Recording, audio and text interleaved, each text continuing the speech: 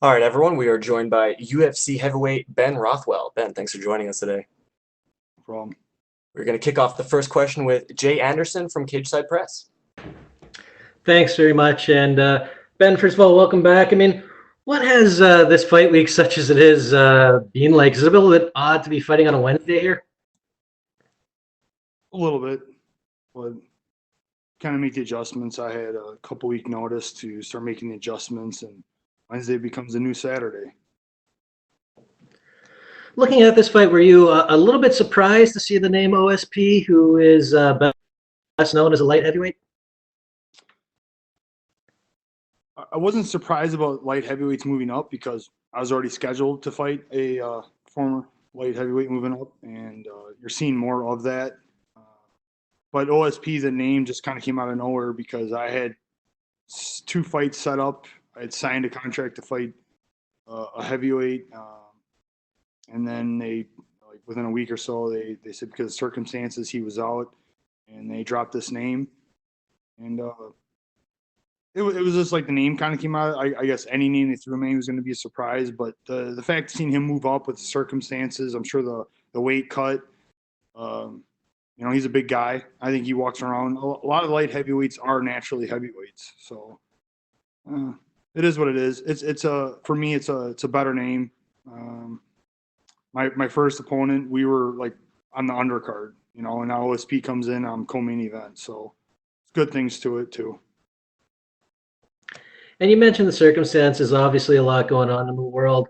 I know in your case you had to at least temporarily close your gym. What's the toll been like on you personally? And then in terms of a fight camp, I mean, how has that gone? Have you been able to get done what you wanted to get done? The gym has been hard. All of our members have been like, "Oh, we can't wait to open again," and this has been tough in Wisconsin. Uh, it's going all around the country. Everybody's dealing with it. For me personally, the fact I own a gym, I think gives me an advantage. I know some fighters have said that they can't train for a fight because their coach won't open a gym. Yeah, I step back and go, really happy I own my own gym because I get to call the shots. All my training partners, a lot of things that we do are, you know, under the 10 people limit anyway. So we were able to get together and kind of keep things as normal as we could. I think going out and grocery shopping and eating and that kind of thing, that was probably the biggest change. We had to make strategic changes in when we would go shop and keeping our eating the same. Uh, to say things are normal would be crazy. Obviously, we've had to make changes, but I'm blessed that I was able to keep things in a good situation for myself. My personal training. I own a gym at my house as well, so I was able to keep my strength and conditioning pretty much the same. So at the same time, I got a lot of blessings, a lot of things to be thankful for. Last one for me. I mean, was there any hesitation coming back? I mean, given the pandemic, or is this kind of a welcome distraction where you've got something to focus on now? It's been a roller coaster, because of what's going on around the world and how it's going to handle. But hats off to the UFC. They're just doing an outstanding job of keeping everybody safe and making this thing, safe for everybody, and they're doing the best they can. Obviously, things can happen that is out of anybody's control, but right now it's a good situation, and I'm definitely happy to be fighting. Especially at us older guys, it's a big deal. Time is against us, and so to get these opportunities, it's huge. So yeah, it's a welcomed everything right now. Welcome experience. And thanks very much, Ben. Best of luck. Thank you.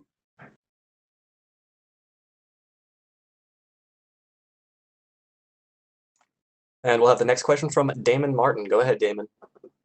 Hey, Ben, obviously throughout your career, you've had a lot of different wins, a lot of different ways, but obviously you've kind of made famous with your submission to go choke. I'm curious, going into a fight against OSP, what do you think of his Von Flue choke, or as we now call it, the Von Preux choke?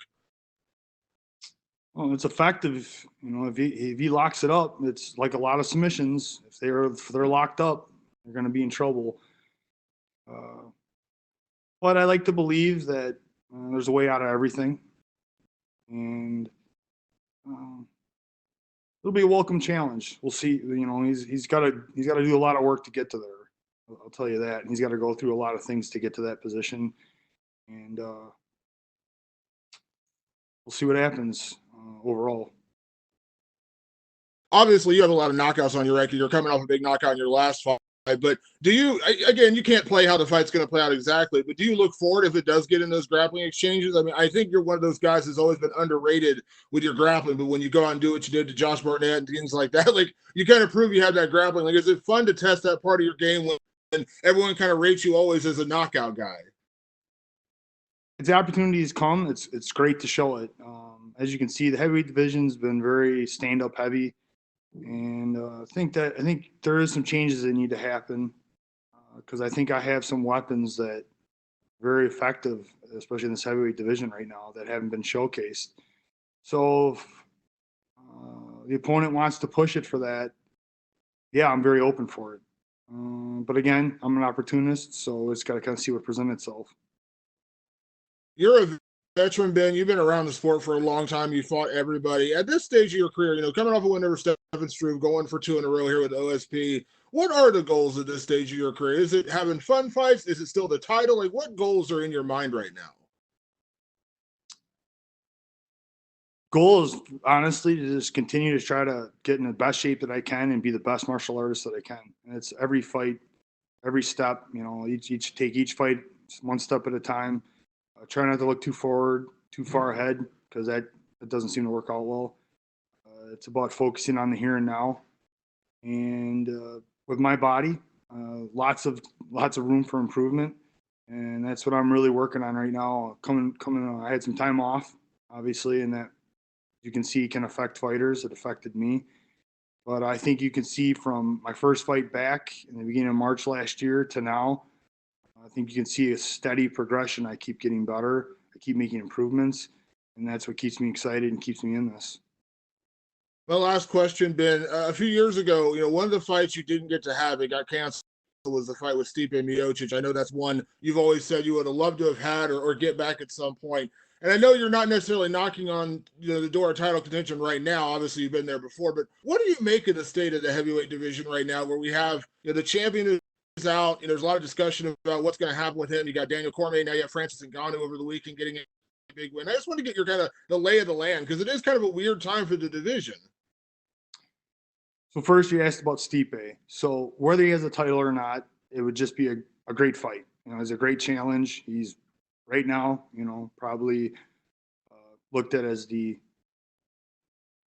gonna head into the Hall of Fame, one of the best heavyweights of all time. So it's a great challenge, and he brings a lot of different things. I think I would get to show a lot of different skills in that fight as well. But he's really high ranked, and I'm gonna have to do a lot of work right now to get up to that. Francis Ngannou, I think, clearly showed he's got the next title fight. I don't think anybody's disputing that, and it's a matter of this circumstance. As I said, guys saying they can't train right now for a fight. I don't know about that. It is what it is.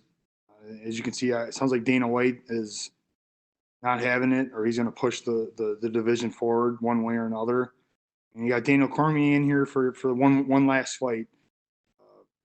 You know, great fighter, and it's going to be a great fight. But what does that do to the division if he wins? You know, then it's just back to giving it to another title fight of some sort. I don't know. It's kind of a mess with that. So Daniel's got one more fight. He does the fight and moves on. It's basically got Stipe and Francis at the top, and I see a lot of guys on their way up though. So I think things can get exciting once we kind of get past this situation with the three of those. I think the division will start moving. Awesome. Thanks, Ben. And up next, we'll have some questions from Matt Tucker. Matt, we have time for a couple quick questions.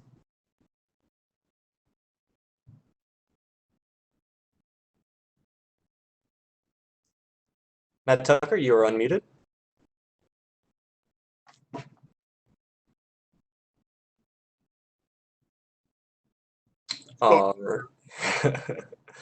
We're going to move on to Jordan Wahlberger from The Horn.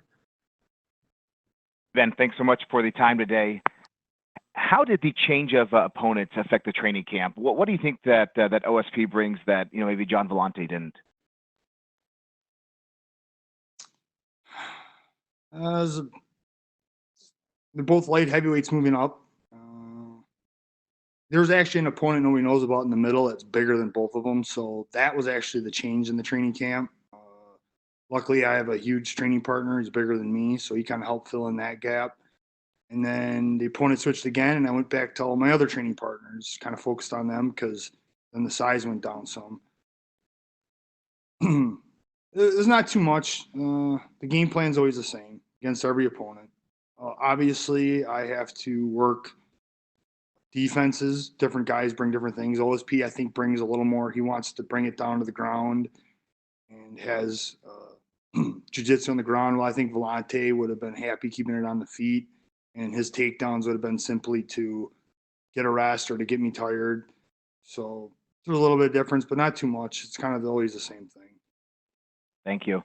You mentioned that that the good part about owning a gym and you've been able to find training partners, but what have been the challenges, right, of this training camp? Obviously, the fight getting moved back a few weeks and everything else. Yeah, just being at home, the quarantining isn't too bad. I think it helps a lot of fighters. It keeps us grounded. You're not out doing stuff maybe you shouldn't be doing. And during a training camp, I've been a lot better about that as I've gotten older. But it's just kind of the, all going on. You don't want to get sick.